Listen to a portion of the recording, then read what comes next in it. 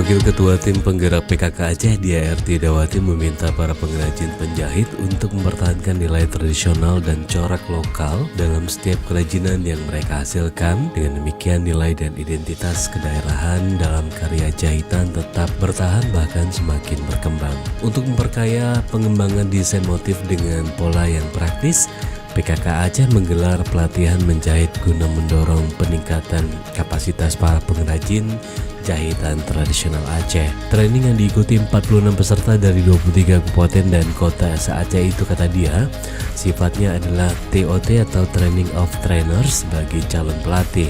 Nantinya mereka akan dipandu oleh PKK masing-masing daerah untuk mengajarkan pola praktis kepada pengrajin lokal. Dengan demikian, proses transformasi pengetahuan secara berkelanjutan dapat terwujud.